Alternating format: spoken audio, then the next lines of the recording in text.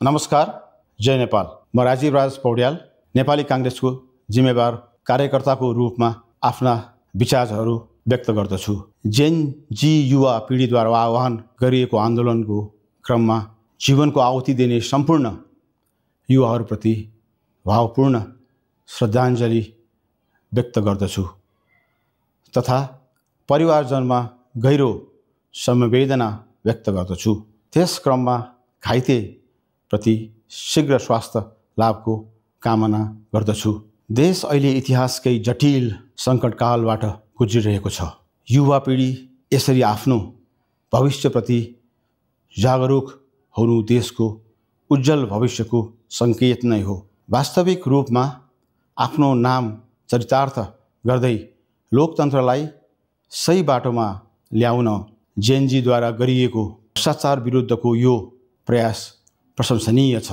समाजमा आक्रान्त रूपमा फैलिएको भ्रष्टाचारले सम्पूर्ण समाज पीडित भएको बेला जेनजीले आत्मभूति रूप सर्वोच्च बलिदान दिन तयार हुनुले हाम्रो देशको भविष्य सुरक्षित हातमा नै जाँदैछ भन्नेमा म विश्वस्त छु। तर विचार गर्नुपर्ने कुरा के हो भने साध्य उत्कृष्ट भएर मात्र हुँदैन, माध्यम र साधनाको मार्ग पनि आदर्श हुनुपर्दछ। साधना मार्गमा हिँड्दा मार्ग नै नष्ट पार्नु हुँदैन। अहिले विकृत र जर्जर हुन गएको यो मार्ग नै पूर्णतया नष्ट गरिदिनु कदापि बुद्धिमानी हुँदैन। सङ्घर्षको यो लामो इतिहासबाट प्राप्त उपलब्धिलाई सम्हाल्दै र अझ बढी शुद्ध गर्दै जानु नै बुद्धिमानी हो। लोकतन्त्रको पथ प्रदर्शक संविधानको दायरामा रही अग्रगामी हुनुपर्दछ। संविधानका विज्ञहरूले पनि जेनजीको भावना पूर्णतः समावेश गर्ने उपाय र मार्ग प्रशस्त गर्नुपर्दछ।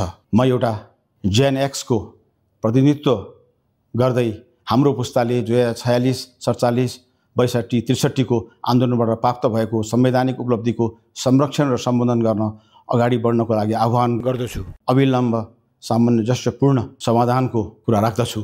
लोकतन्त्रको यो उपलब्धिलाई अभिभावक स्वरूप अत्यधिक मानसिक दबावको सामु पनि अविचलित रही यस लोकतन्त्रको ज्योतिलाई निभ्न नदिई महामहिमले अनुपम उदाहरण प्रस्तुत गर्नुभएकोमा हामी सबै उहाँप्रति अनुग्रहित छौँ। प्रधान सेनापतिसँग मेरो विनम्र निवेदन छ, यस समस्याको अविलम्ब सामञ्जस्यपूर्ण समाधानको लागि भूमिका निर्वाह गर्नुहुनेछ, नत्र निजी स्वार्थ भएका विदेशी शक्तिहरूले चलखेल गर्ने अवस्था रहन सक्दछ। अन्यथा उनीहरूले हाम्रो देशलाई गृहयुद्धको मुखमा धकेल्नसम्म बेर लाउने छैनन्। यस जटिल परिस्थितिमा लोकतन्त्रको दृढ स्तम्भ भई जे परि सहन्छु आफ्नै देशवासी युवाहरूको क्रोधाग्नि सहन वहन गर्नुभएका हाम्रा नेपाली कांग्रेसका सभापति नेताहरू तथा कार्यकर्ताप्रति हार्दिक आभार व्यक्त गर्दछु। जय नेपाल।